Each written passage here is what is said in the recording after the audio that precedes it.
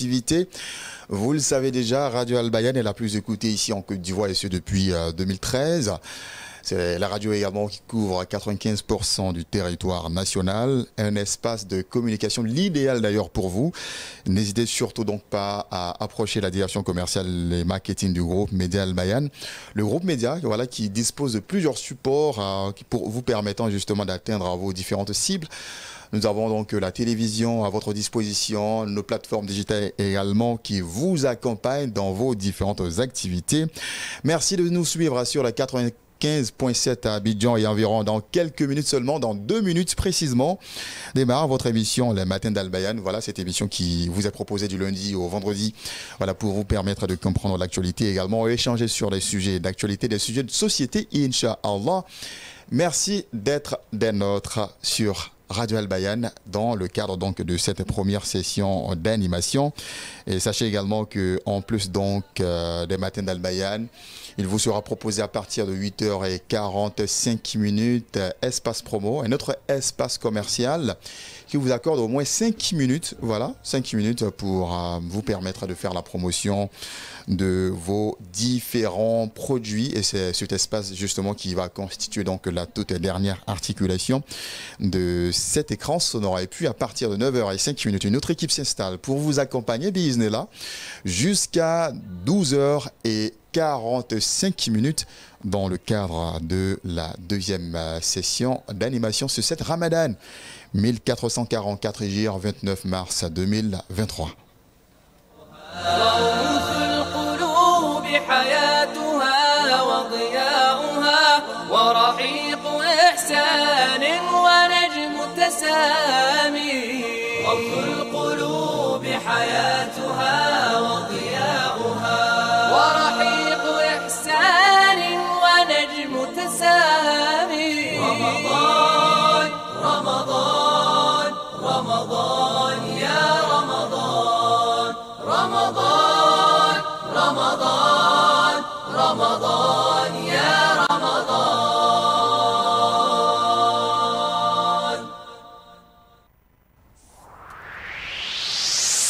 الصبح بدا Le matin d'Al Bayan.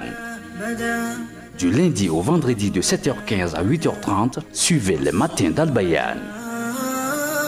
الصبح بدا Al Bayan, chaque instant de bonheur dans votre vie. الصبح بدا الصبح بدا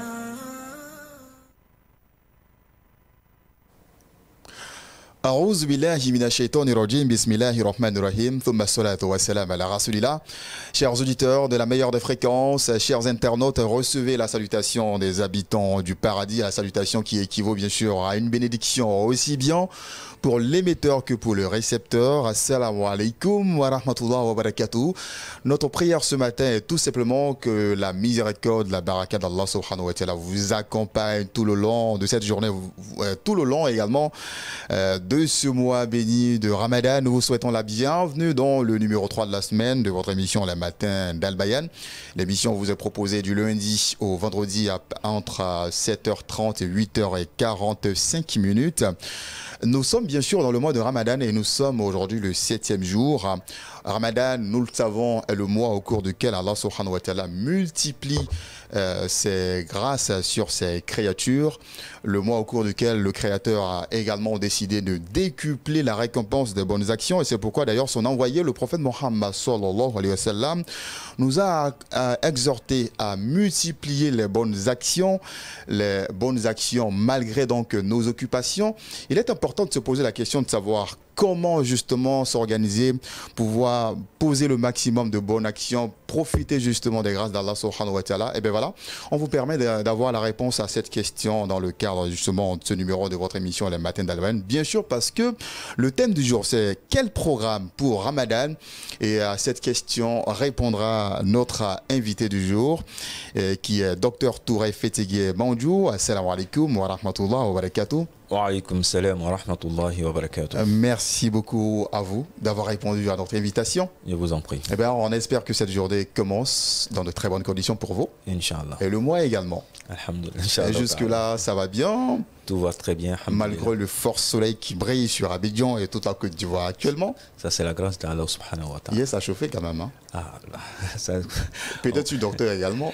Bon, on va dire alhamdoulilah, parce D'accord. que ça fait partie aussi de la grâce. Il faut que ça chauffe aussi. Donc quand ça chauffe aussi, c'est bon. Hein. Bon, d'une part. Les meilleurs sont beaucoup aussi peut-être.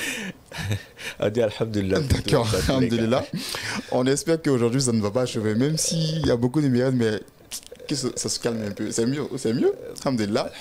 Inch'Allah, dans le cadre de cette émission également, vous aurez le regard justement de nos chroniqueurs sur l'actualité dans notre pays, bien sûr, parce que vous savez, cette émission, elle est scindée donc en 3 parties. Dans une partie, le thème du jour qui sera développé tout à l'heure donc par Dr Touré, mais une première partie consacrée à l'actualité dans notre pays, et puis dans la dernière partie, les auditeurs également qui pourront s'exprimer sur le sujet du jour. Et donc, au menu de l'actualité commentée aujourd'hui, 4 événements. Le chef de l'État, Alassane Ouattara, qui apporte donc son soutien à la communauté musulmane de Côte d'Ivoire à l'occasion de ce mois béni de Ramadan. Et puis les actions de bienfaisance qui se multiplient au cours de ce mois. Un regard porté donc sur les non-voyants, mais aussi ces personnes qui ont rejoint dans la région musulmane que nous appelons communément les convertis. Et puis, on va parler également de sport. Non, pas pour parler de la victoire des éléphants de Côte d'Ivoire hier dans le cadre des éliminatoires de la Coupe d'Afrique des Nations, mais pour parler justement du championnat européen, dans la première ligue par exemple, qui décide d'accorder des pauses au cours du match aux fidèles musulmans afin qu'ils puissent rompre le jeûne. Dans ce studio, nous sommes en compagnie de Adja Meïté. Assalamu alaikum wa rahmatullah wa barakatuh. Wa alaikum salam wa rahmatullahi ta'ala wa barakatuh. Beaucoup de vivacité dans la voix. Et quand c'est le matin, c'est comme ça, toujours. C'est comme ça toute la journée. Mais je ne suis pas sûr que ce serait la même vivacité si on était à 17h, par exemple.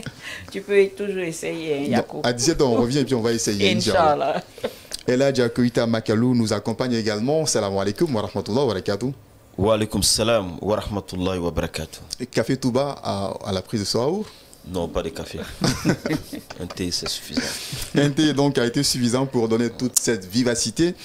Nous disons également merci à toute l'équipe technique qui nous accompagne, l'équipe conduite par Draman Kamaraté. Nous voyons également derrière la baie vitrée, Yacoub Traoré, Koulibaly Lenitian, Savane Mohamed également. Ce sont eux qui vous permettent de nous écouter, de nous voir également. Et bien voilà, donc comme nous le disons, vers la fin de cette émission, vous avez droit à la parole. Et puis également, nous aurons l'actualité de l'intérieur du pays, précisément la région de Bouna. Voilà, c'est ici tous les mercredis. Nos correspondants dans la région de Bunkani nous font donc le compte-rendu de l'actualité pendant la semaine écoulée dans leur région, Inch'Allah. Et donc, nous serons en direct avec Alassane Ouattara, notre correspondant. Tout de suite, on commence avec la première articulation de l'actualité commentée. Et nous lui disons donc à l'instant le chef de l'État, Alassane Ouattara, qui apporte donc, comme toujours d'ailleurs, son soutien à la communauté musulmane de Côte d'Ivoire à l'occasion du mois béni de Ramadan, 720 tonnes de vivres. Voilà, donc c'est la quantité de dons qui a été réceptionnée hier par le premier responsable musulman de Côte d'Ivoire, Cheikh Oulaïma, Ousmane Diakité, au siège donc du COSIM à Djameïté. Voilà, quel regard sur cette action sociale du président de la République, Alassane Ouattara? Un regard de reconnaissance et de remerciement pour ce geste du premier responsable de notre pays. En posant cet acte fort-là, c'est un signal qui donne, n'est-ce pas, à tous nos concitoyens de pouvoir faire en sorte que ce mois-là, on puisse sentir cette solidarité agissante entre, n'est-ce pas, les citoyens de notre pays. Et moi, ce qui me réjouit, c'est que cet acte est posé à l'entame du mois de Ramadan. Ça, c'est important parce que c'est des dons qu'on donne pour permettre, n'est-ce pas, aux musulmans, aux personnes moins nanties de pouvoir vivre le Ramadan dans toute sa, en gardant leur dignité. C'est-à-dire que vivre un Ramadan où ils ne sont pas trop stressés, où ils ne réfléchissent pas trop à ce qu'ils vont avoir comme repas de rupture et autres. Donc quand c'est au début, c'est bien, ça permet d'acheminer très rapidement, n'est-ce pas, les dons qu'on reçoit vers, n'est-ce pas, les cibles qui ont été déjà identifiés. Et c'est à saluer. Et je pense que très rapidement, le COSIM va se faire fort d'emmener ces dons vers les cibles, les personnes qui en ont vraiment besoin, parce que c'est de cela qu'il s'agit, et c'est de cette solidarité-là qu'Allah subhanahu wa ta'ala parle. Il ne s'agit pas de donner pour donner, mais il s'agit de donner pour, n'est-ce pas, que ces personnes qui reçoivent ces dons-là soient des personnes qui sont effectivement dans le besoin. D'accord. Les personnes qui sont dans le besoin. Le ton est donné justement, El Hadj Koita Makalou, par le chef de l'État Alassane Ouattara. La solidarité donc dans le pays. Quel est le regard justement sur cette action, on dira forte, du premier responsable des Ivoiriens? Bismillah ar-Rahman ar-Rahim, salatu wassalam ala rasulillah. Alors, je prends un peu les mots du Cheikh Aïma hier qui a déclaré, je cite, que c'est pas maintenant que le chef de l'État, El Hadj Alassane Ouattara, pense aux communautés musulmanes comme non musulmanes. Et quand il n'était pas encore président, il le faisait. Donc c'est de façon naturelle que le président pense aux plus faibles. Et je pense que c'est ce qui doit animer tous les frères et sœurs à être solidaires pendant cette période. Parce que voyez-vous, je retiens ce que Ami a dit. Allons vite. Si lui l'a fait un peu plus tôt, c'est pour que ceux qui sont dans les besoins puissent. C'est pas le moment d'aller garder dans les magasins, ni quelque part dans la mosquée. C'est maintenant, il faut distribuer ces denrées alimentaires, le sucre, le riz ou autre chose aux plus faibles. Je reviens encore sur le mot. D'accord. Aux plus faibles. C'est pas grave qu'on fasse des paquets un peu habillés, un peu de marketing, en y ajoutant pêle-mêle des produits à aller offrir au directeur, à son patron, ceux qui en ont besoin dans cette période de chaleur intense, de chaleur intense, dis-je, ce sont les pauvres, les plus faibles. Et nous connaissons les pauvres. Ils sont autour de nous, à côté de nos maisons, à côté de nos mosquées. Je n'ai pas dit les mendiants professionnels. Je répète bien. Il y a des gens qui sont assis devant les mosquées et ils n'attendent que le riz, les coques, les colas, et ils vont les revendre. Et du lait pour aller revendre. Je ne parle pas d'eux, je parle des pauvres. Ceux qui n'arrivent pas à manger au moins 2 plats par jour. C'est le moment où il faut les aider. On n'a pas besoin de regrouper. C'est vrai que le chef de l'État, c'est une personnalité politique et publique. Et c'est le chef de tous les Ivoiriens. C'est normal, de façon symbolique, donner le Sunna tiré de façon officielle à la communauté musulmane, aux représentants de la communauté musulmane. La première dame l'a fait pour les chrétiens, pour dire qu'il faut penser aux pauvres. J'insiste là-dessus. Merci en tout cas pour votre intervention. Docteur. Oui. Alhamdulillahi Rabbil Alamin, wa salatu wa salam ala Rasulillah. Je pense que, sans commentaire, le chef d'État s'inscrit dans l'enseignement islamique. En tant que musulman, j'ai un regard de remerciement, de reconnaissance pour ces gestes que le chef d'État donne à la communauté. Et je reviens pour dire, avec la bienveillance du Cheikh Aïma Ousmane Diakité et tout le bureau du COSIM, c'est qu'il y a tout un mécanisme qui est mis en place afin que ces dons atteignent vraiment les cibles. Et pour revenir à ce que El Hadj a dit, El Hadj Makalou, ce don c'est pour les pauvres. Vraiment, c'est un geste social. Il faudrait que ces personnes-là en bénéficient. Et il faut dire, dans notre pays, nous, les quartiers les plus reculés, il y a des situations vraiment très compliquées pour des vaillants croyants, des personnes qui sont vraiment croyants. Ils ne manquent pas à la mosquée réellement.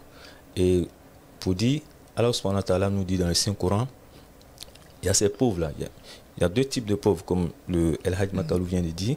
Il y en a qui sont assis, ils demandent, d'autres en ont réellement besoin, mais d'autres font ça en métier et ils sont distingués.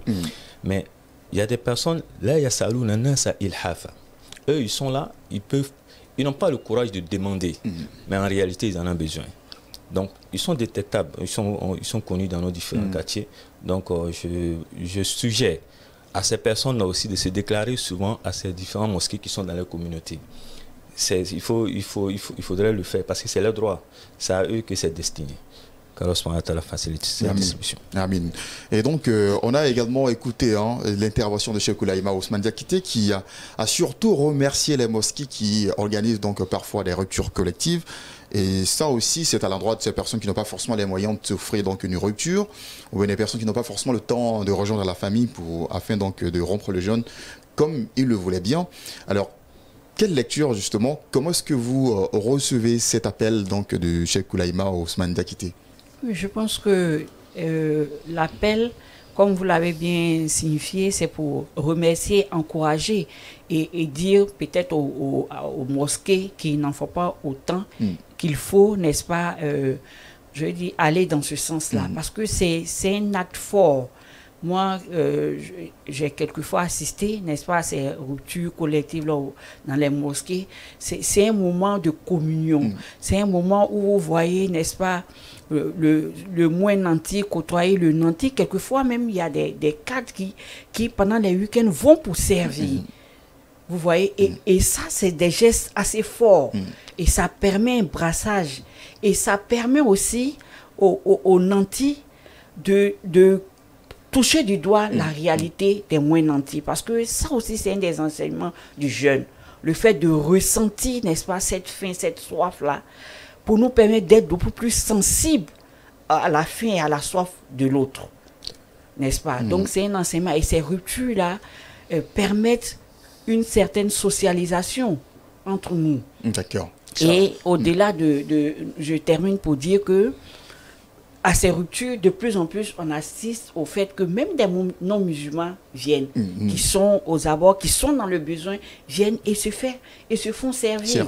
Et dans ce cadre-là, j'ai vu des personnes qui sont converties par rapport à cet acte-là, parce qu'elles avaient de l'appréhension quand elles se sont approchées. Les musulmans ont dit non, venez prendre venez rompre, même si vous n'avez pas mangé. Et là, cet acte de générosité-là, elle a permis, n'est-ce pas, d'embrasser l'islam. Donc, c'est des actions à saluer. D'accord. Et là, je m'accalou. Alors, moi, je voulais rappeler un hadith du prophète Ali Salam sous le contrôle du docteur Touré Fétigué. Le prophète Ali Salam dit on est heureux 2 fois pendant le jeûne du Ramadan. D'accord. Lorsqu'on fait la rupture et lorsqu'Allah nous donne la récompense à Rayyan. Donc, je pense qu'il y a une qualité que les anglo-saxons ont, que nous, les musulmans, malheureusement, on ne développe pas. Être au service des autres. On appelle ça le bénévolat. J'ai bien aimé cette image de cette ONG, de ce jeune frère. J'ai vu, on dirait à Trècheville, je ne connais pas le nom, on dit c'est... Je ne vois pas le nom, mais si je me rappelle. Qui fait le café et des trucs. À tous les passants dans les véhicules, dans les gros camions, ils partagent. Moi, en tout cas, j'invite, comme le Cheikh Aïma l'a dit, tous les grands imams dans les grandes mosquées, la manière dont on fait l'iftar, partage, échange, donner aux autres. Ça dit même dans la mosquée, quand on dresse le soufra, c'est ça, c'est bien ça. Soufra, on prend le truc, on donne à l'autre, on échange avec lui, on lui demande est-ce que ça va dans la famille, ça va, est-ce que ça se... Vraiment, vous allez voir, on va davantage se rapprocher, cette communion, cette fraternité, cet amour que le prophète a dit à salam, et s'est développé de l'autre côté. Ils ont pris ça chez nous, mais continuons de le développer. Et ne créons pas de bloc. Vous dites non, ça c'est la table des imams, ça c'est la table des musées, ça c'est la table des barons de la mosquée. Ça doit être la table de la fraternité. D'accord, en tout cas très bien. Et, docteur, c'est aussi une occasion, pourquoi pas aussi, d'apporter du soutien donc, aux personnes démunies. Pourquoi pas apporter son aide à la mosquée qui offre aussi la rupture à des personnes qui n'ont pas forcément l'opportunité de le faire. Tout à fait. Je pense qu'à travers cet appel du Cheikh Aïman, ça répond à cela aussi. Parce que en encourageant les mosquées qui font ces ruptures, c'est une manière aussi de dire aux donateurs, à chaque musulman, de contribuer. Le fait que ces mosquées décident d'organiser, l'organisation c'est très bien, mais je reviens sur un point essentiel. Parce que l'objectif du mois de Ramadan, est très clair. C'est d'abord nous, pour qu'on soit rapprochés, afin que nous atteignions la piété. Et étant dispersés et chacun fait la rupture comme il le veut, vous voyez que l'objectif que l'islam recherche on ne va pas l'atteindre. Donc c'est pour cela que le prophète sallam nous fait savoir l'importance de donner la rupture à un jeûneur. Et il dit man fatora sa'iman falahu ajru wa ajru mislahu. C'est comme si tu donnes la rupture à un jeûneur, tu as le même mérite que lui. C'est comme tu as jeûné 2 fois. Donc c'est une manière, à travers cette récit, d'encourager toute personne de contribuer à la rupture collective en donnant ce qu'on a. Et il faut simplifier le don. Souvent, il ne faudrait pas juste fixer des montants ou fixer des prix. Oui, c'est bon dans d'autres cas, mais dans nos différents mosquées, il faut simplifier.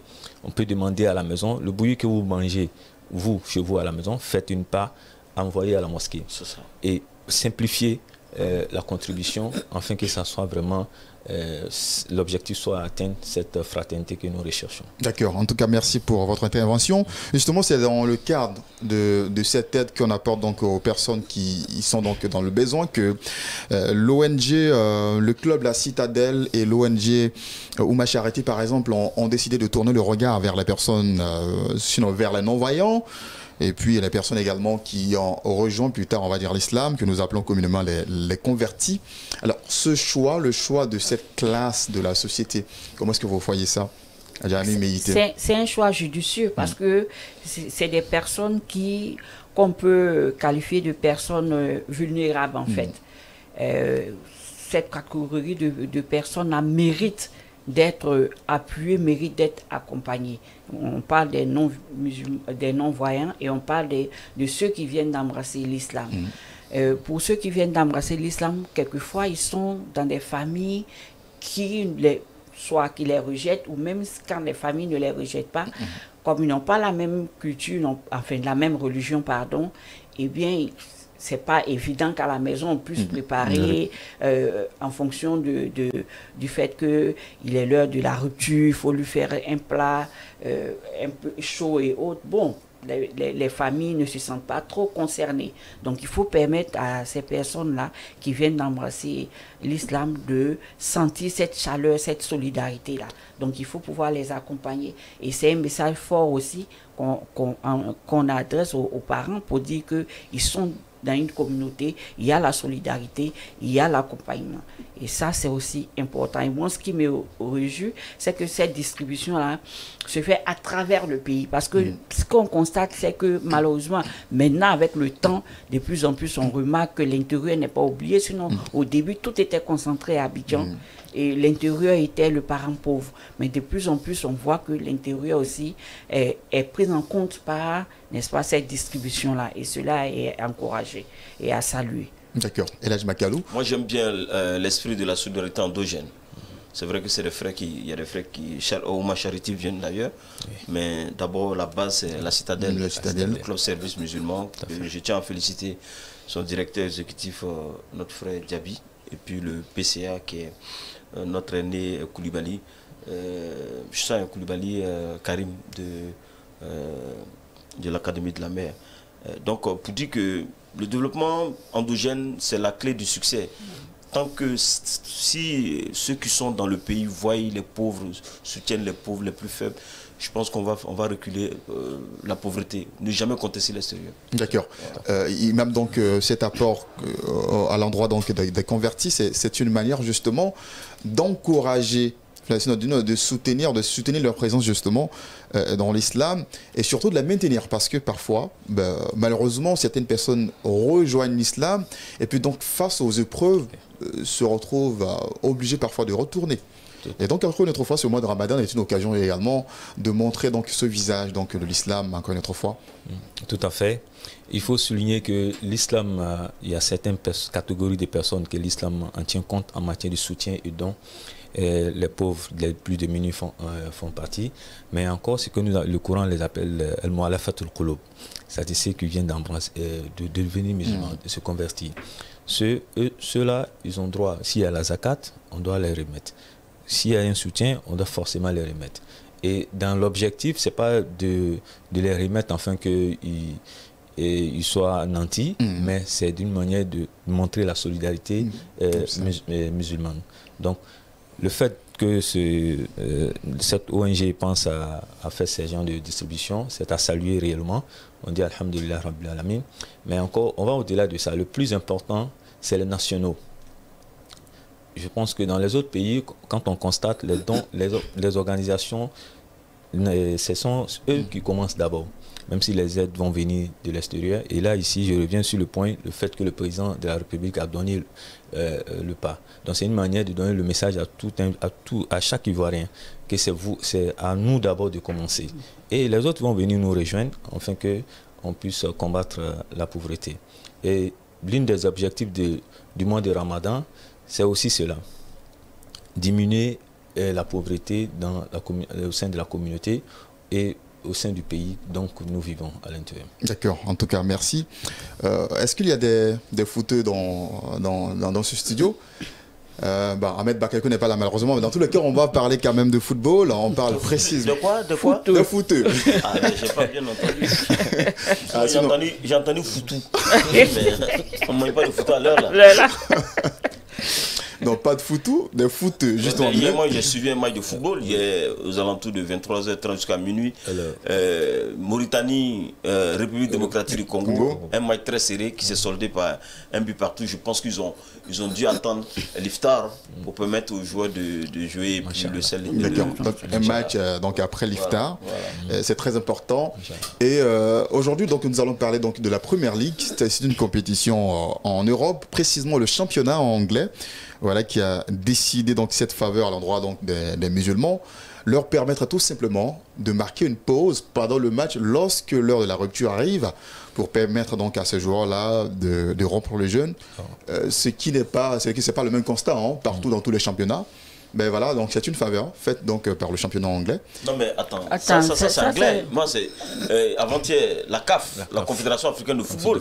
J'ai vu le match Algérie contre le Niger. Effectivement. Voilà, en plein match, on a entendu l'arbitre a dit on fait une pause, allez faire votre rupture. Donc on ne fait pas seulement les Anglais, ça se passe en Afrique également. D'accord, ça se passe en Afrique, mais généralement vous savez en Europe c'est encore plus difficile, c'est pas dans tous les pays qu'on respecte. On peut comparer à la France quoi.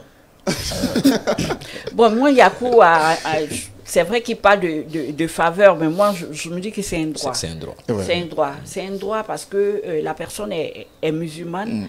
Et je dis, la laïcité, c'est ça. La laïcité, c'est quoi? C'est le respect, l'équidistance de l'État vis-à-vis des religions, oui, mais le respect des principes de chaque religion. Malheureusement, ce thème-là est galvaudé et chacun l'utilise comme il l'entend. Sinon, dans le fondement, c'est ça.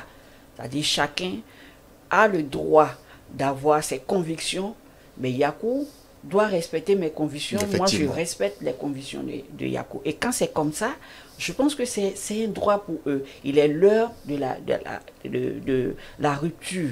Selon leurs croyances religieuses, c'est leur droit de pouvoir avoir une pause pour pouvoir rompre et continuer le match.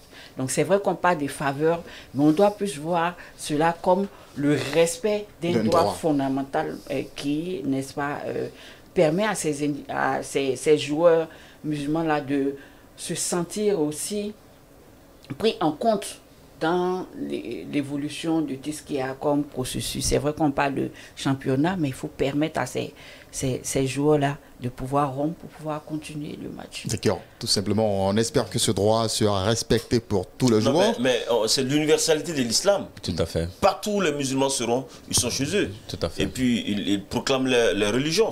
Quand je vois la ville de Londres décorée à l'image du Ramadan, ça veut dire l'anglais respecte la religion de l'autre. Autant, si tu es musulman anglais, il faut respecter la religion de ton voisin qui n'est pas musulman.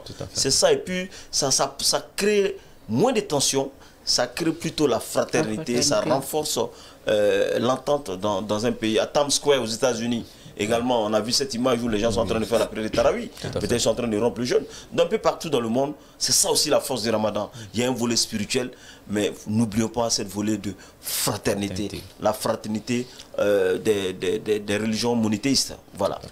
D'accord. En tout cas, merci pour cet additif. Dans quelques instants seulement, nous serons donc en direct avec la ville de Bouna. la région de Bunkani, précisément avec notre reporter Alassane Ouattara qui nous fera donc le point de l'actualité dans sa région. Nous sommes bien sûr dans l'émission Les Matins d'Al Bayan, diffusée du lundi au vendredi entre 7h30 et 8h45 pendant ce mois de Ramadan. Et bien voilà, donc nous abordons chaque jour un sujet donc d'actualité, un sujet de société également. Comment planifier, quel programme donc pour le mois de Ramadan? C'est la question à laquelle justement nous allons répondre dans quelques instants, et ce grâce à notre invité du jour, docteur Touré Fétigué Monjou. Mais comme je le disais juste avant, nous allons prendre donc l'actualité à l'intérieur du pays, précisément à Bouna. Il est en ligne. Salam alaikum wa rahmatullah wa barakatuh. Ben voilà, il n'est pas encore là. Inch'Allah, il va nous rejoindre dans quelques instants. Inch'Allah, si c'est Mourey Moussa, ce sera plutôt lui qui va nous rejoindre, Inch'Allah, depuis la ville de Bouna. Salam alaikum. Allô. Allô. Allô, salam alaikum, si c'est Mourey Moussa. Wa alaikum salam wa rahmatullah, Yacoub Kone, comment ça va? Ça va très bien, alhamdulillah. Abidjan, on espère que le soleil s'est levé avec le bonheur, justement, à Bouna. Oui, il faut dire, le ciel est nuageux ici à Bouna. D'accord. Et cela profite certainement aux jeunes.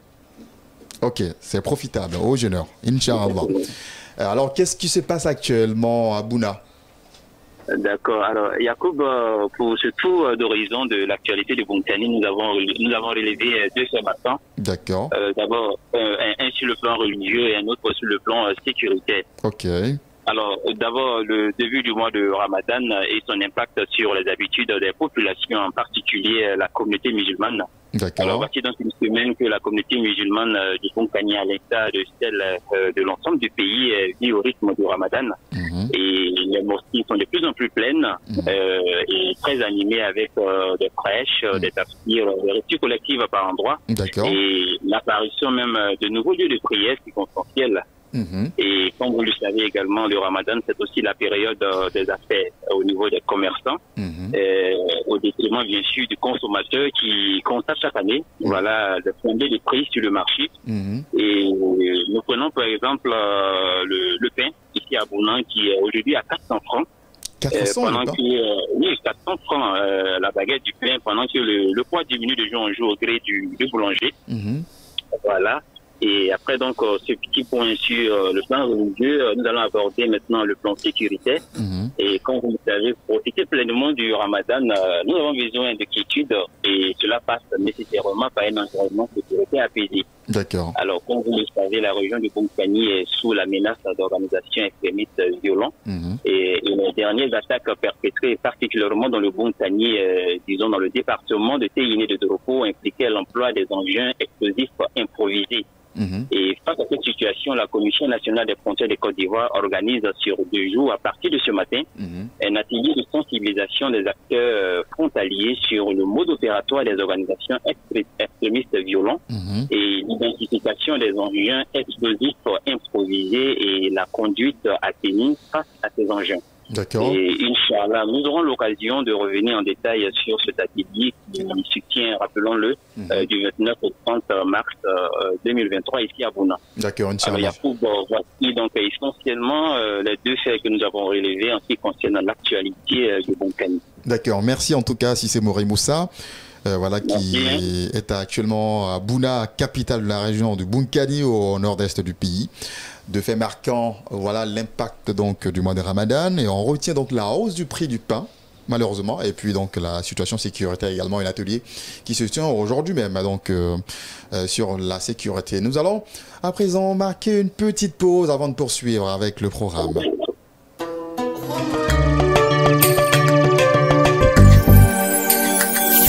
Télévision Al Bayan, la chaîne de l'islam éternel pour l'éternité.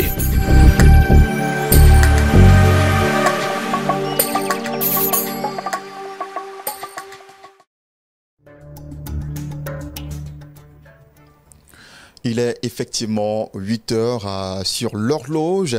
ici dans le studio Cheikh Idriss Koudous Koné. Mais c'est aussi l'heure qui s'affiche dans les différentes horloges qui sont à l'heure, bien sûr, sur le territoire ivoirien. Merci de suivre donc le programme de Radio Al Bayan. Vous êtes dans l'émission Les Matins d'Al Bayan, émission qui vous accompagne sur la 95.7 Abidjan et environ de 7h30 à 8h45 et nous abordons chaque jour, à chaque numéro, donc un sujet d'ordre social. Bien sûr, nous sommes dans le mois de Ramadan et donc nous avons décidé de parler aujourd'hui du programme pendant le mois de Ramadan, pouvoir bénéficier de tous les mérites, de tous les avantages de ce mois qui n'arrive qu'une seule fois donc dans l'année. Nous sommes en compagnie ce matin de Dr Touré Fétigué Mandjou, voilà, qui va nous enseigner. Imam, docteur, nous vous écoutons. Alhamdulillah, alhamdulillah wa kafa, wa salatu wa salam ala rasulillah. Nasrallah subhanahu wa ta'ala yuwafiqana inshallah bima yuhibbu wa yarda. En parlant du programme pour un ramadan, on ne va pas aller chercher loin. D'accord. Nous allons nous fier aux enseignements du prophète sallallahu alayhi wa sallam, parce que pour nous, pour qu'il n'y a pas de modèle au-delà du prophète alayhi wa sallam, le prophète sallallahu alayhi wa sallam nous a donné le programme du mois de Ramadan pour le musulman qui souhaite avoir l'agrément d'Allah subhanahu wa ta'ala. Qu'est-ce qu'il doit faire réellement? Donc, pour commencer, il faudrait que le musulman, que Allah subhanahu wa ta'ala facilite le mois de Ramadan, c'est-à-dire c'est une grâce aussi le fait que nous soyons là en mois de Ramadan et que nous soyons en bonne santé pour pouvoir jeûner. Donc, comme Allah subhanahu wa ta'ala nous dit dans le Saint-Coran, فَمَنْ شَهِدَ مِنْكُمُ الشَّهْرَ فَلْيَصُمْهُ. C'est-à-dire quand Allah subhanahu wa ta'ala vous facilite le mois de Ramadan, il faudrait jeûner. Donc le premier programme que le musulman doit forcément mettre en évidence pour pouvoir avoir un bon Ramadan, c'est d'abord de faire un programme du jeûne. Donc c'est pour cela qu'on nous conseille, dès le début, lorsque le croissant lunaire a été observé, la première des choses que le musulman doit faire, c'est d'abord de formuler l'intention de faire quoi? De jeûner. Voilà, c'est ça le premier programme que vous devriez mettre en évidence. Donc le professeur Sam nous vient dans l'un de ses hadiths pour confirmer cela en nous disant Man soma Ramadan imanan wa ihtisaban ghufra lahu ma taqaddama min zambihi. Et à travers cet enseignement prophétique, il nous dit celui d'entre vous qui va jeûner le mois de Ramadan avec la foi et dans l'objectif d'atteindre les mérites qu'Allah subhanahu wa ta'ala va aspirer tous ses péchés. Donc, vous voyez, d'abord, le prophète ça met en évidence le jeûne, comme le Coran l'a mis. Donc, pour un bon musulman, c'est ce qui doit être d'abord le premier programme. Mais on ne gêne pas, on garde pas, on reste pas en faim toute la journée, et puis manger le soir, c'est fini. Non, non. Le prophète ça continue pour nous donner un autre programme qui doit forcément être inclus dans le mois de Ramadan. Donc, il dit dans l'un de ses hadiths encore, Man qama Ramadana imanan wa ihtisaban ghufra lahu ma taqaddama min zambi. Et ici, il fait allusion à celui qui va faire beaucoup de prières en mois de Ramadan. Et ici, qama Ramadan, on peut le traduire sur la prière, mais on va au-delà de cela. Tout ce qui est spirituel. Et là, ici, on va faire ressortir Shahrul Qur'an, c'est-à-dire le fait de pouvoir lire le Coran réellement pendant le mois de Ramadan, et encore le fait de pouvoir faire beaucoup de zikran kesiran pendant le mois de Ramadan. En un seul mot, il faudrait que le musulman s'établisse un programme de spiritualité hors pair, un programme de spiritualité pendant le mois de Ramadan. Il ne doit pas s'amuser avec ça. Donc, et pour aller encore dans les enseignements du prophète sallallahu alayhi wa sallam, dans les deux hadiths, quand il parle de man soma, vous allez constater qu'il parle de imanan wa ihtisaban. Man qama, il parle de imanan wa ihtisaban. Donc, c'est pour nous dire, on ne peut pas avoir un Ramadan bien reçu, on ne peut pas avoir les mérites du mois de Ramadan si on n'a pas ces deux aspects-là qui nous accompagnent dans notre spiritualité en mois de Ramadan. C'est-à-dire, on doit d'abord être un homme de foi, imanan, on doit être un musulman, on doit avoir, disons, la foi. Et l'un deuxième aspect qui beaucoup ne tient pas compte, alors que ça fait partie des éléments essentiels afin que vous atteigniez ce que quand le prophète nous dit que vos péchés seraient aspirés. C'est ihtisaban. Le fait de formuler l'intention de pouvoir avoir les mérites.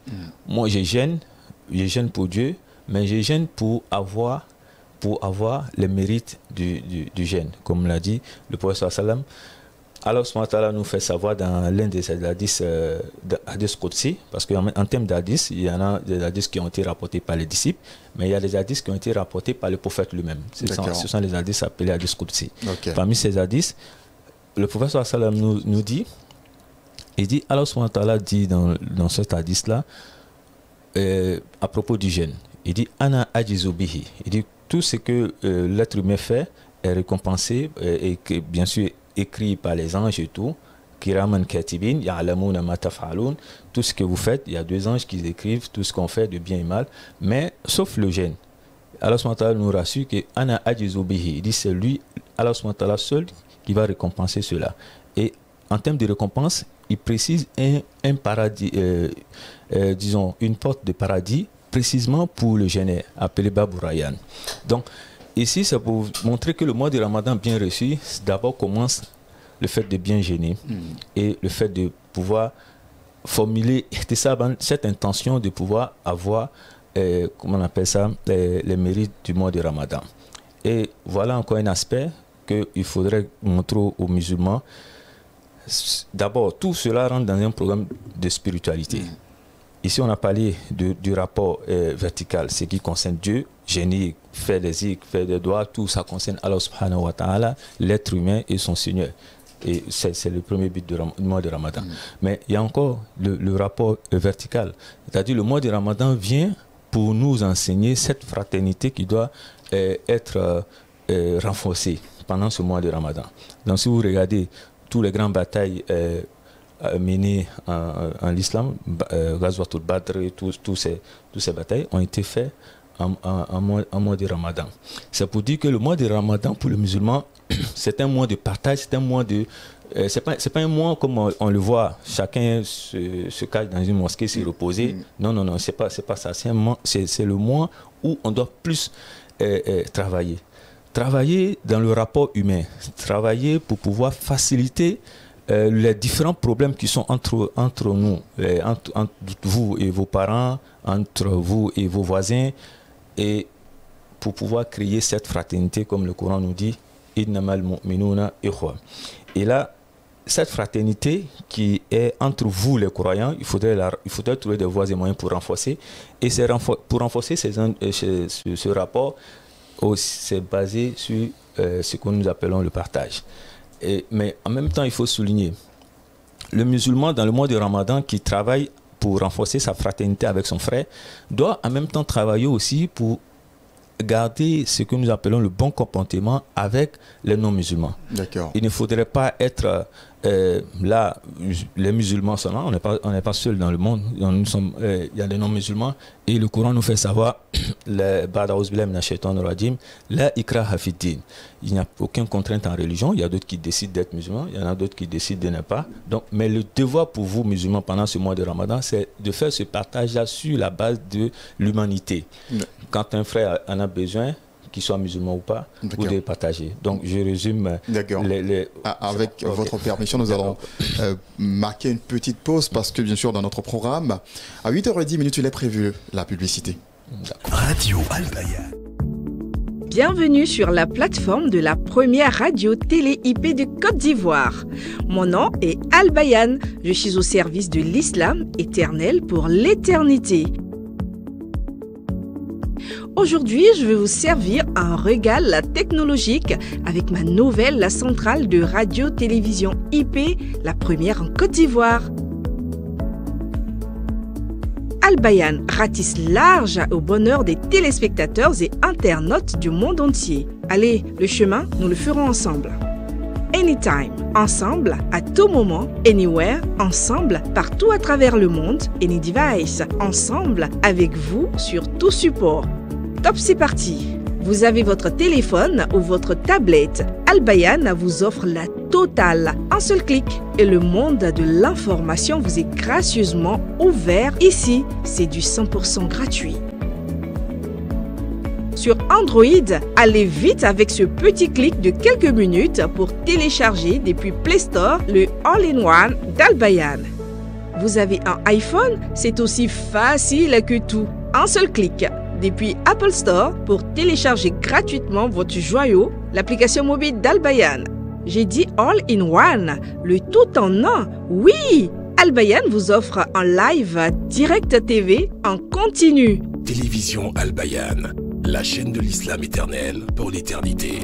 Assalamu alaikum wa rahmatullahi wa barakatuhu. Bienvenue, vous êtes sur la télévision Al Bayan. Vous voulez écouter la radio Al Bayan? Pas besoin d'autre téléchargement, votre application vous sert à la commande. Cliquez sur Al Bayan FM et c'est fait. Yes, c'est rapide et c'est gratuit. Bienvenue sur Radio Al Bayan, la voix de l'islam éternel pour l'éternité. Attendez. Je vous ai réservé une agréable surprise. Yes, Al Bayan vous a ouvert une toute nouvelle radio 100% Coran. Al Bayan Coran, ne bougez surtout pas, c'est le tout en un. Suivez-moi et voilà, cliquez. Vous l'avez 24 heures sur 24, 7 jours sur 7 et partout à travers le monde. Écoutez le Coran grâce à Al Bayan Coran. Bienvenue sur Al Bayan Coran. وإذا قرأت القرآن جعلنا بينك وبين الذين لا يؤمنون بالآخرة حجابا مستورا. Bon les amis, maintenant, allons faire un tour dans notre panier des replays d'Al Bayan. Oui, Al Bayan vous permet avec son application mobile de vous faire revivre toutes les émissions en mode rattrapage. Il suffit de cliquer sur Replay pour voir les différents programmes par rubrique 100% gratuit et en illimité. Maintenant, faites comme tout le monde et faites télécharger l'application All-in-One d'Al Bayan sur Play Store ou Apple Store et restez connectés à tout moment, partout et sur tout support. Je suis Al Bayan, la première radio télé IP de Côte d'Ivoire. Alhamdulillah. Télévision Al Bayan, la chaîne de l'islam éternel pour l'éternité. Et nous sommes bien sûr très heureux de vous compter parmi nos auditeurs. Vous êtes bien sûr dans l'émission Les Matins d'Al Bayan. Ce matin, nous parlons donc, sinon nous échangeons sur le programme adéquat en tout cas pour le mois béni de Ramadan. Et nous sommes en compagnie du docteur Touré Fétigué Mandjou, voilà, qui nous enseignait. On continue à vous écouter, on prend plaisir ce jour, bien sûr, à vous écouter. D'accord, merci encore infiniment. On dit Alhamdulillah Rabbil Alamin. Donc, comme je disais, pour résumer un bon programme pendant le mois de Ramadan pour les musulmans, il faudrait d'abord se donner des objectifs bien clairs. Ces objectifs-là, il faut que ça soit sur les deux axes. C'est-à-dire d'abord, entre vous et Allah subhanahu wa ta'ala, il faudrait que vous vous fixiez des objectifs. D'abord, la meilleure des choses que vous devez faire, c'est d'abord mettre le jeûne du mois de Ramadan. Vous devez forcément mettre le jeûne. Et deuxièmement, votre rapport avec Allah subhanahu wa ta'ala doit être vraiment, disons, renforcé avec la lecture du Saint-Coran pendant ce mois de Ramadan, parce qu'Allah subhanahu wa ta'ala nous fait savoir deux aspects qui tiennent dans le mois de Ramadan. Le fait qu'on gêne et le fait que ça soit le mois du Coran. D'accord. Allah subhanahu wa ta'ala nous dit dans le Saint-Coran, Shahru Ramadan allazi unzila fihi al-Quran. Pour faire une précision, pour dire c'est dans le mois de Ramadan qu'Allah subhanahu wa ta'ala a fait révéler le Saint-Coran. Donc pour le musulman, lorsque nous, pour faire un bon programme, il faudrait d'abord gêner et deuxièmement faire un programme de lecture du Saint-Coran. D'accord. Et je dirais, troisièmement, il faudrait forcément avoir un objectif du zikr. Donnez-vous au début du mois de Ramadan jusqu'à la fin un programme de zikr. Vous pouvez faire Astaghfirullah, vous pouvez faire La ilaha illallah, vous pouvez faire Salat ala Rasulillah. Mais ce programme de zikr que vous allez vous donner, ce n'est pas de vous asseoir la nuit ou le faire. Oui, ça fait partie, mais c'est un programme lorsque vous avez un temps libre, que ça soit votre conducteur. Vous devez continuer à le faire à chaque moment. Donc, Et l'objectif dans tout cela, afin que vous soyez accepté par Allah subhanahu wa ta'ala. Ça, c'est le volet spirituel entre vous et Allah subhanahu wa ta'ala. Mais en deuxième partie, c'est ce qu'on nous appelle alaqatu kamal ibad. C'est-à-dire qu'il faudrait que le ramadan soit disons, un outil pour vous afin de faciliter votre relation avec les autres. D'accord. Voilà. Donc cela s'exprime en plusieurs manières. Comme on l'a dit, partager le peu que vous aviez avec les autres et contribuer dans tout ce que les gens on va initier, entreprendre pendant le mois de Ramadan. Les rituels collectifs qui sont faits à la mosquée, participez de votre manière. Vous pouvez venir étaler les nattes, venez le faire. Mais tout cela doit se faire avec un objectif bien clair. Donc voilà un peu ce que nous pouvons conseiller pour un bon programme pour le musulman pendant le mois du Ramadan. Donc, mais le musulman qui se focalise simplement le fait d'adorer Allah subhanahu wa ta'ala seulement, fait ses zikrs, jeûner et il visite, il ne va jamais appeler ses proches, ses amis, ses frères, il ne va jamais les visiter. Il ne va jamais faire ce que nous appelons tafakudul ahwal. Ça fait partie de renforcement de la fraternité en l'islam. Le fait d'appeler votre frère, savoir l'envoyer un message, comment vous allez, comment vous portez, cela fait partie d'une obligation en l'islam. Parce que c'est un élément essentiel pour renforcer cette fraternité qu'Allah subhanahu wa ta'ala a affirmée. Parce que là, ici, Allah subhanahu wa ta'ala, quand il nous dit « Innamal mu'minuna ikhwa », c'est une affirmation pour dire que les croyants sont des frères. Donc, tout ce qui peut renforcer cette fraternité fait partie de cette obligation. Donc, voilà un peu ce que nous pouvons dire sur ces thèmes-là. D'accord. Merci à vous encore une autre fois, Imam Touré. Voilà, donc le programme qui, selon donc, notre oustaz, doit s'établir sur 2 domaines. Le domaine spirituel, mais aussi social.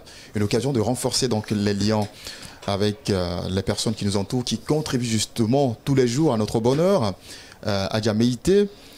Voilà, donc, quel est donc, votre avis sur tout ce qui a été donc, dit tout à l'heure par notre oustaz? Je voudrais commencer par remercier Dr Touré Fetike Mandjou pour cet enseignement qui nous permet aussi pour ceux qui ne l'ont pas encore fait, de penser à un programme, pour ceux qui l'ont fait, de réajuster s'il y avait des aspects, n'est-ce pas, qu'on avait omis dans le programme qui a été donné. Le docteur l'a dit, il faut un programme, c'est-à-dire le programme doit pouvoir s'étendre sur toute la journée. Il ne faut pas se dire que c'est seulement la nuit. C'est vrai qu'on a dit le dernier tiers, je crois que c'est ça, je parle sous le contrôle du docteur. C'est vraiment les moments, ça ce sont des moments propices. Mais ça ne veut pas dire que tout le reste, on doit négliger et se focaliser seulement sur ce moment-là. Il faut, comme il a dit, au moment des temps libres, lorsque vous êtes au travail, au lieu de vous adonner à des discussions futiles, des causeries futiles pendant les heures de pause, il faut en profiter pour revenir à votre programme, comme il a dit, votre programme de zikr, votre programme de lecture de Coran, pour, n'est-ce pas, renforcer ce lien avec Allah subhanahu wa ta'ala et pouvoir profiter pleinement de tous les moments. Parce que si on se concentre sur le dernier tiers négligent, ça pose un problème. Quelquefois, on ne récupère pas la nuit et on passe tous endormis au bureau. Je pense que c'est pas là aussi l'image qu'on veut renvoyer aux autres, et c'est pas l'objectif. C'est pas de venir dormir au bureau ou d'être nerveux parce qu'on a sommeil ou parce qu'on ne s'est pas assez reposé. Il faut pouvoir faire un programme qui nous permette d'être efficace tant au bureau que, n'est-ce pas, dans nos relations avec les autres. Il a dit qu'il faut aussi un programme pour renforcer, n'est-ce pas, la fraternité. Je pense qu'il faut commencer aussi avant même le Ramadan, commencer à dissiper tout ce qui est malentendu et autres, pour que au moment de rentrer dans le mois de Ramadan, on soit en phase avec notre entourage, la famille nucléaire, mais aussi avec des amis, les voisins, la famille élargie, qu'on puisse, comme il a dit, prendre des nouvelles et qu'on puisse aussi faire un programme de visite à ces parents-là, un programme qui nous permet d'être solidaires. C'est-à-dire qu'au niveau de la famille, je me dis, on sait, tout le monde n'a pas les doigts, chacun n'a pas les mêmes moyens financiers. Essayer de s'organiser, ceux qui l'ont en plus, mettre quelque chose ensemble pour redistribuer, n'est-ce pas, à ceux des parents qui sont les moins nantis, ça ne fera que renforcer, n'est-ce pas, les liens, la cohésion au sein de la famille. Je pense que c'est ce que je pourrais ajouter à tout ce qui a été dit. D'accord, donc pour ceux qui n'ont pas encore une visibilité des actions qu'ils doivent poser au cours de ce mois, il n'est pas encore trop tard, nous sommes seulement le 7e jour du mois de Ramadan. Et là, ce que nous constatons également parfois, c'est qu'ils sont nombreux, ceux qui établissent un programme, de bons programmes d'ailleurs, mais qui sont toujours surpris par la fin du mois de Ramadan, parce que avant que le programme ne commence à être mis même en exécution, et bien voilà le mois de Ramadan qui prend fin. Comment réussir justement à respecter son propre programme? Docteur Fitigué l'a dit, hein, si on a comme objectif avoir l'agrément d'Allah subhanahu wa ta'ala et avoir bénéficié de ce cadeau qu'Allah offre à tous les jeunes, qui est Babou Rayyan, qui est la porte du paradis où les jeunes vont rentrer, je pense qu'il faut, quand on regarde ça en ligne de mire, il faut se donner du temps. Voilà. Et puis, faut pas croire que le fait de travailler, on ne participe pas à ce talent-là. Au contraire. Vous, par exemple, vous travaillez actuellement. Vous êtes en train de renforcer, avoir l'agrément dans la sonata pour atteindre le sommet. Ceux qui sont à la cabine technique, je vois Yakou, je vois Léintin, je vois Savané. Eux aussi sont en train de travailler pour établir ce cordon vertical. Tout à fait. Avec Allah subhanahu wa ta'ala. Parce qu'ils ont un objectif clair. Partant de ce fait, je pense que il faut avoir ça toujours en ligne de mire. Moi, ce que je voulais ajouter, au-delà même de l'agrément divin, il y a le mot piété, docteur. Tout à fait. Si on sait que c'est la piété que nous cherchons, la piété là, c'est autre chose. Être avec Allah subhanahu wa ta'ala. Le paradis même est petit. Être l'ami de Dieu. Mais ça, c'est le summum des summums. C'est-à-dire, tout ce que tu vas dire, Allah qui est ton ami va accepter. Donc, il faut mieux se battre pour cela. Maintenant, au niveau horizontal, comme il a dit, moi, je vais ajouter le mot, la pacification. Nous, musulmans, dans ce programme que nous nous mettons, on doit participer à la pacification de notre environnement. Quand on parle de pacification, il faut faire régner la paix, la cohésion, l'entente et surtout éviter les conflits. Je pense que c'est une mission pour tout musulman d'ici et d'ailleurs. Créer les conditions pour mettre fin à ces crises. Ça peut être des crises internes comme ça peut être des crises externes. Et l'Arabie Saoudite, je fais une petite lucarne. L'Arabie Saoudite et l'Iran nous donnent cette leçon. À l'orée du Ramadan, deux grands pays musulmans créent cette fraternité-là pour pacifier cette zone. C'est ça également notre mission. Donc je suis d'accord avec l'imam, vertical, horizontal. Mais vertical, ça c'est un combat personnel. On doit se battre. Chacun doit se battre. On doit éviter certaines choses. Là, j'attire l'attention des uns et des autres. Faisons attention aux réseaux sociaux. Attention aux réseaux sociaux. Attention les téléphones. Ce n'est pas un bon ami. C'est un outil pour nous d'aller vite, de comprendre comment le monde bouge. Ce n'est pas un bon ami pendant ce Ramadan. Il nous fait perdre le temps. Au moins 2 heures du temps, quelqu'un qui s'assoit chez là à partir de 23 h jusqu'à 1 h du matin en train de je n'ai pas surfer partout. Partout. Pour faire chercher quoi? Donc faisons attention et allons à l'essentiel. Ça c'est de façon, mais de façon horizontale, ça c'est nous-mêmes. Créons les conditions. Partout où nous serons, au travail, dans les gares routières, au marché, ayons ce programme-là pour pacifier, pour partager l'amour avec les autres. D'accord, donc faire beaucoup attention aux réseaux sociaux, c'est cette phrase surtout qu'on retient de cette intervention de El Hadji Koita Makarlu. Une question pour vous quand même, imam. Quelles sont vos propositions justement pour ces personnes, par exemple, dont les moments de travail coïncident avec la nuit qui est un moment de prière, et surtout lorsqu'on se trouve dans les 10 derniers jours du mois de Ramadan, la dernière décade, où les musulmans se retrouvent à la mosquée pour implorer Allah subhanahu wa ta'ala, rechercher surtout cette nuit-là, Laylatul Qadr, Pour ces personnes qui travaillent la nuit, quelles sont vos solutions pour elles, afin qu'elles puissent justement bénéficier aussi voilà, donc, des bienfaits de ce mois? Donc, comme le professeur Hassan toujours, nous, c'est notre modèle dans tout ce que nous allons dire dans ce qui concerne l'islam. Le professeur Salam, je reviens sur la disque que je viens de dire. Man qama ramadana imanan wa ihtisaban. Il faut avoir une autre compréhension de l'islam. L'islam, ce que nous appelons femme shumoli à tout l'islam. Pour nous, on comprend que l'islam prend tous les aspects de notre vie. L'islam n'est pas prière, jeûne, ça s'arrête là. Non, non, il y a tout ce que nous appelons, il faut faire développer la société, il faut travailler, il faut contribuer dans tous ces sens-là. Donc voilà, le vrai musulman, lorsqu'il est il a un travail à faire, que ce soit dans le cadre professionnel ou personnel, il s'arrange pour être performant dans ce domaine-là. Donc ça, c'est une forme d'adoration et je dirais qu'il aura plus de mérite même pour le musulman qui s'adonne uniquement à la prière mais qui n'apporte pas à la société. Parce que le professeur Hassan nous fait savoir, le musulman qui contribue dans la société il a plus de mérite, il est plus considéré que le musulman qui se limite à lui et à Allah subhanahu wa ta'ala seulement. Donc pour revenir à la question, lorsque vous avez un travail à faire et qu'on parle de 10 dernières nuits, Laylatul Qadr, que vous devriez, on vous conseille de ne pas laisser le travail.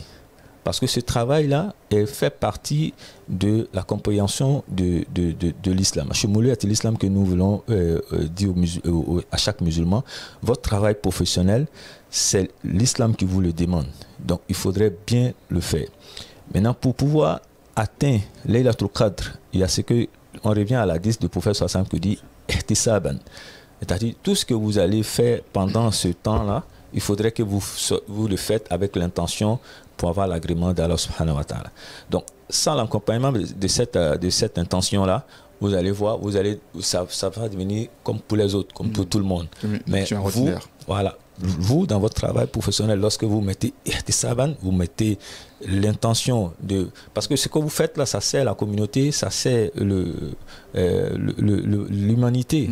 Parce que le musulman est le garant, dans la compréhension de l'islam, est le garant du bon fonctionnement de l'humanité. Donc, en même temps, dans cette compréhension, il comprend que tout le monde n'est pas musulman. Donc, c'est pour cela qu'il met des programmes afin de pouvoir faciliter la cohésion, pour pouvoir faciliter tout ce qui est paix, tout ce qui va harmoniser, faciliter notre vivre ensemble. Donc, pour répondre à la question, je dirais que le musulman qui a un travail à faire doit formuler son intention, qu'il le fasse pour Allah subhanahu wa ta'ala. Et pendant ce temps de travail, ça serait considéré, et même plus même, que celui uniquement qui prie sans faire d'autres choses. D'accord. Merci en tout cas à vous, docteur Touraï Fétigué. Quel programme pour un ramadan réussi? C'est la question à laquelle nous tentons de répondre dans ce numéro de votre émission Les Matins d'Al-Bayan. Votre réponse, nous l'attendons également. Appelez-nous au 27 22 43 50 50 ou bien peut-être que vous avez une question sur le programme donc à mettre en place et à mettre en exécution également pendant le mois de Ramadan. Donc, docteur Touré vous répondra à Biiznillah. Appelez-nous au 27 22 43 50 50.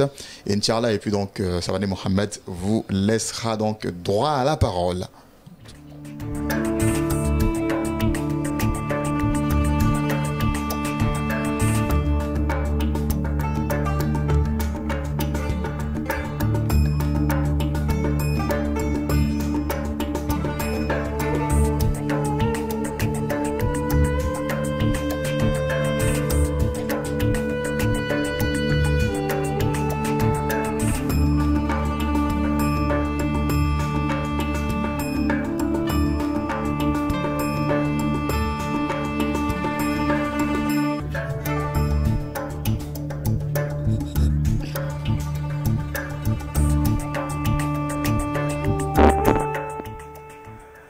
Un auditeur est en ligne. Assalamu alaikum wa rahmatullah. Wa alaikum salam wa rahmatullah wa barakatuh. Alors, comment vous appelez, cher auditeur? C'est Keita Moussa. Monsieur Keita Moussa, vous avez une contribution, une question à poser? Bon, une question à poser pour l'imam. Une question, donc on vous écoute, monsieur Keita. Voilà, il voulait aller demander, bon, il y a des gens vraiment, et ils savent lire le Coran. Concernant de leur boulot, bon, il n'a pas le temps dans la journée de lire le Coran. D'accord. Par exemple, il était un mécanicien, bon, lui, ça m'est toujours occupé, soit un tailleur, par exemple, un chauffeur même, tu peux descendre jusqu'à la nuit à 22h. Maintenant, ils ont leur groupe et tout ça lire le Coran. Ils ont fait un programme, il dit chaque 10e jour, ils vont se réunir pour lire le Coran. Le 20e jour, ils vont lire le Coran ensemble et puis les 10 derniers jours. Maintenant, avec la personne qui lit le Coran entier 3 fois lui seul, et puis ceux qui font en groupe là, est-ce qu'ils ont les mêmes mérites? D'accord. Question. Alhamdulillah Rabbil Alamin. Bon, enfin, quand on veut parler des mérites, c'est Allah subhanahu wa ta'ala seul qui détermine les mérites pendant le mois de Ramadan. Donc, on ne pourra pas faire une comparaison de mérites, celui a plus de mérites ou pas. Mais on peut aller sur les principes de l'islam. Les principes de l'islam en matière de lecture de Saint-Coran, comme le professeur Salam dit, celui qui lit le Coran, c'est comme lui qui lit le Coran et qu'il tergiverse sur les lettres, il dit il a plus de mérite, par exemple. C'est comme chaque tergiversation, quand il revient sur les lettres, les hésitations, il aura ces mérites-là. Donc, c'est à travers cet hadith-là, on comprend que le fait que vous lisez vous-même le Coran, vous avez toutes ces mérites, toutes ces lettres que vous allez lire, vous avez ces mérites-là. Donc, faute de temps, vous devrez forcément vous inscrire dans ce programme collectif qui s'organise dans vos différentes communautés. Et ça vous donne pratiquement les mérites encore du lecture du Saint-Coran pendant ce mois. Mais ce que je conseille aux musulmans pendant ce mois de Ramadan, vu que oui, vous n'avez pas le temps, vous êtes chargé, mais il faudrait vous donner un verset comme programme. Le verset le plus facile pour vous. Je dirais même si c'est Bismillah ar-Rahman ar-Rahim que vous pouvez lire, que ce soit votre zikr de la journée. Voilà, que ce soit Qul Huwallahu Ahad que vous maîtrisez, que ce soit votre zikr. Mais l'objectif est que de ne pas faire le mois de Ramadan, la journée du mois de Ramadan, sans ni lire le Coran vous-même et ni même participer dans un programme collectif. Donc, je dirais que tous les deux cas sont conseillés. Et on encourage tous ceux qui s'adonnent à cela. D'accord. En tout cas, merci à vous, Imam, pour votre réponse. 27 22 43 50 50. Un auditeur est en ligne. Salam alaikum. Wa alaikum salam wa rahmatullahi wa barakatuh, cher frère Yacoub Kone. Comment s'appelle notre auditeur en ligne? El Hadj Bamba Ibrahim. El Hadj Bamba Ibrahim. Bienvenue dans les matins d'Al Bayan. Merci, cher frère. D'accord. Salam alaikum wa rahmatullahi wa barakatuh à vos débatteurs et à l'imam. Wa alaikum salam wa rahmatullah. Merci à lui pour, en tout cas, le thème qu'il vient de développer. Ce que je souhaiterais ajouter, en plus de ce qu'il a dit, il serait peut-être souhaitable aussi d'adapter son programme à sa personne et à ses besoins. Parce que, comme on le dit, pendant le mois de Ramadan, il y a beaucoup qui pensent qu'il faut manger parce qu'on voit tout, on veut tout acheter. On veut aussi programmer tout alors qu'on ne peut pas tout faire. Il y a des spécificités dont on manque. Il faut peut-être approfondir ces points-là et puis aller de l'avant. Il y a des besoins qu'on a et aussi, comme vous l'aviez dit, on peut intervenir sur le plan social, fraternel, mais aussi rester en parfaite collaboration avec notre créateur là. Mais c'est surtout qu'il faut adapter, il serait souhaitable d'adapter le programme à sa personne. C'est vrai qu'il faut prendre le programme comme l'a dit l'imam, mais aussi il faut rester réaliste. D'accord. Il ne faut pas que, comme vous l'aviez dit, le mois de carême se termine tant qu'on n'a pas encore mis son programme en œuvre. Voilà ce que j'avais à dire. Merci à l'imam, merci à vous pour tous les thèmes que vous nous proposez. Assalamu alaikum wa rahmatullahi ta'ala wa barakatuh. Wa alaikum salam wa rahmatullahi wa barakatuh. Merci également à vous, El Hadj Bamba, voilà, qui lui appelle donc à être réaliste lorsqu'on établit son programme. Oui, il a employé le terme, il faut le dire, adapté à, n'est-ce pas, ses réalités. Et ça, c'est important pour ne pas que ce soit un programme irréalisable. Le frère a parlé d'exemples de certains frères qui sont dans des métiers où ils ne peuvent pas avoir le temps de s'adonner à la lecture. Eux, ils s'inscrivent dans le programme qu'ils ont tracé des 10 dernières nuits où ils se mettent ensemble pour les... C'est de cela qu'il s'agit. Parce que comme on l'a dit, il ne s'agit pas de vouloir faire comme l'autre ou vouloir faire pour paraître. Non, il s'agit de spiritualité, il s'agit d'un lien fort, n'est-ce pas, entre vous et votre créateur. Il ne s'agit pas de faire comme l'autre ou bien de poser des actions pour qu'on dise que vous... Non, il s'agit de voir dans votre planning de la journée comment vous pouvez vous organiser pour avoir du temps pour la lecture du Coran, pour des zikrs et autres. Je pense que le docteur nous a donné des pistes qu'on peut exploiter pour avoir un programme adapté à sa réalité. D'accord. 27 22 43 50 50, c'est le numéro qu'il faudra composer si vous avez une contribution à faire ou bien vous avez une question à poser à l'imam. Nous parlons aujourd'hui donc du programme à établir pendant le mois de Ramadan pour pouvoir bénéficier de cette période de haute spiritualité. 27 22 43 50 50, nous vous attendons, Inch'Allah. Nous sommes à seulement quelques minutes de la fin de cette émission, de ce numéro de votre émission Les Matins d'Al Bayan.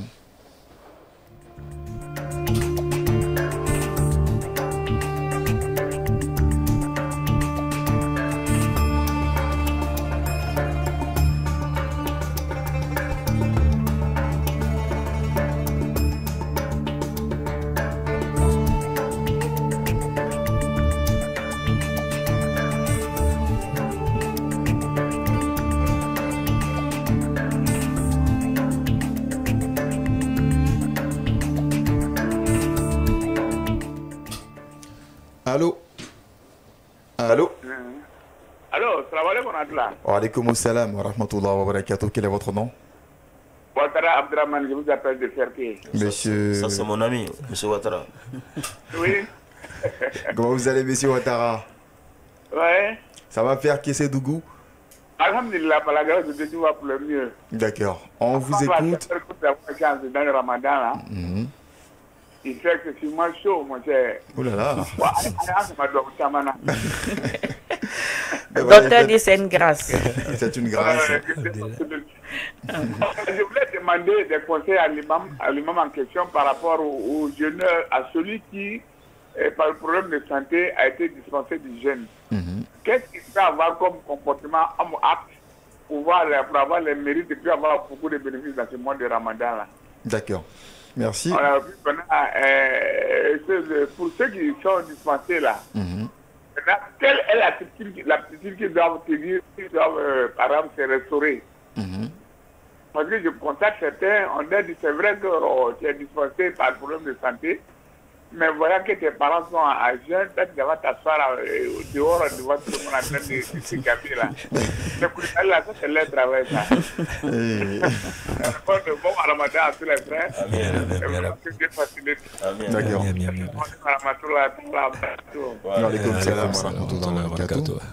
Docteur, deux questions de la part de monsieur Ouattara. La première porte justement sur le programme pour les personnes qui sont dispensées de jeûne. Que faudra-t-il faire pour pouvoir bénéficier de ce grand mois si on ne jeûne pas? Tout à fait. Il faut souligner que l'islam étant une religion bien structurée, comme Allah subhanahu wa ta'ala nous dit, l'islam fikrun wa nizam, c'est-à-dire l'islam c'est une religion bien structurée. Nous avons bien dit, le mois de Ramadan est sanctionné par le fait de jeûner. Mais Allah subhanahu wa ta'ala qui a créé l'être humain, il sait qu'il peut avoir des situations qui peut nous amener à ne pas gêner. Donc c'est pour cela qu'il nous dit dans le Saint-Coran, فَمَنْ كَانَ مِنْكُمْ مَرِيضًا أَوْ عَلَى سَفَرٍ فَعِدَّةٌ مِنْ أَيَّامٍ أُخَرَ.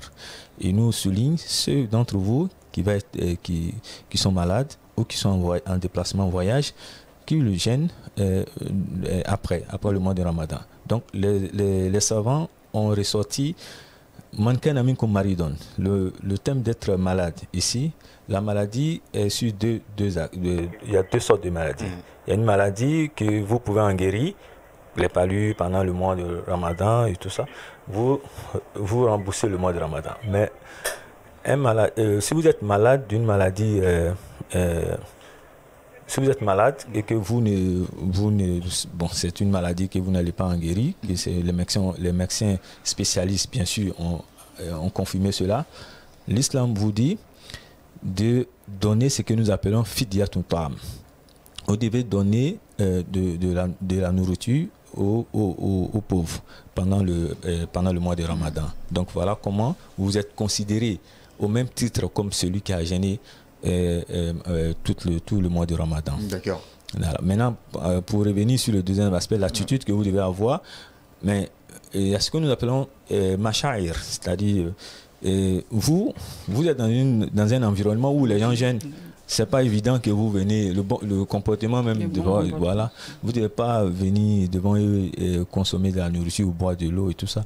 Donc c'est là, vous êtes en train de provoquer ce que nous appelons, l'islam interdit cela au fait. Parce que dans la journée du Ramadan, le musulman qui ne gêne pas, il doit forcément se mettre à l'abri pour pouvoir prendre son plat ou sa nourriture.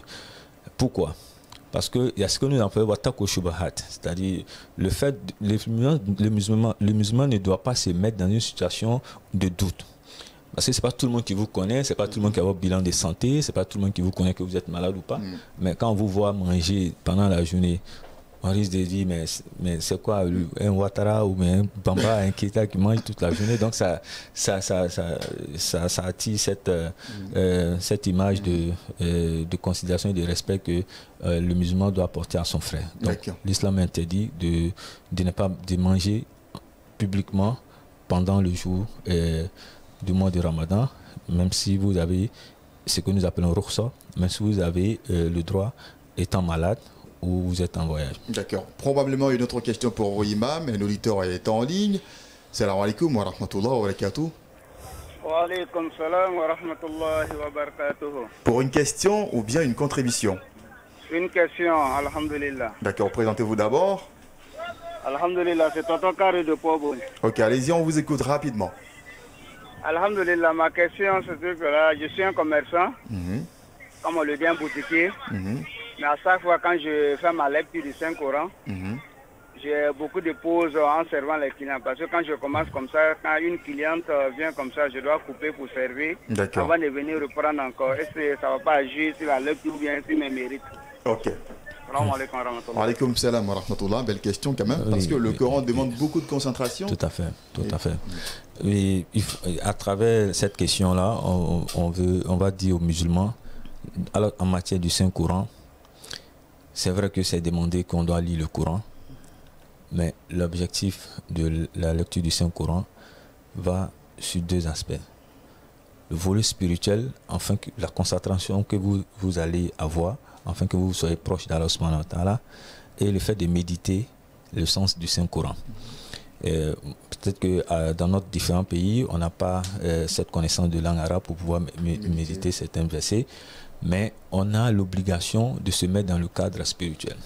Quand on s'assoit, on doit avoir ce temps-là pour lire le Coran. Le frère, dans son cas, il fait un excellent travail. Le fait d'occuper son temps libre pour lire le Saint-Coran. Donc cela est encouragé. Et le fait qu'il interrompe sa lecture pour faire le travail, je dirais qu'il est dans l'adoration continue, et il est continuellement dans l'adoration. C'est-à-dire le fait qu'il lit le Coran et le fait qu'il travaille pour avoir ce que nous appelons al-halal, afin de faire sa rupture avec halal et de nourrir sa famille avec halal. Mais si en termes de conseils, on va lui conseiller de mettre à la place de ce temps-là, qui c'est un commerçant qui a beaucoup de clients, et à chaque fois de mettre un zikr, et lors de son temps libre, de s'adonner, même s'il lit une page, une demi-page, ça serait plus méritoire que de se mettre dans cette position-là. D'accord. Voilà. Donc, puis, j'aimerais terminer. Lorsque vous lisez le Saint-Coran, il faut en tenir compte de l'environnement. D'autres pensent qu'il faut lire le Coran coûte que coûte. On rentre dans un environnement où les gens sont en train de travailler, ils ont les musiques là, ils sont en train de faire les affaires. Vous vous permettez de faire la lecture. Alors que le Coran, quand il y a la lecture du Saint-Coran, le silence est obligatoire. Ensuite, ça, Dieu, Allah ordonne. Il faudrait se mettre dans le cadre afin que la spiritualité du Saint-Coran soit bénéfique pour nous. D'accord. Merci beaucoup à vous, docteur Touré Fétigué Mandiou. Merci également à l'ensemble de nos chroniqueurs. Merci à Adja Meite, merci à El Hadja Koita Makalou. Mais également merci à toute l'équipe technique qui nous a accompagnés au cours de cette émission. El Hadja Kamarate Amraman, Koulibaly Lanitchian, Yacoub Traoré, Savane Mohamed. Merci à vous également, chers auditeurs, chers téléspectateurs, chers internautes, de nous avoir suivis dans cette émission, le Matin d'Al-Bayan, qui touche maintenant à sa fin. L'émission revient demain, Inch'Allah, à partir de 7h30 et vous serez en compagnie de Abdul Hakim Oudoulouye. Nos programmes se poursuivent et nous poursuivons tout de suite avec Espace Promo.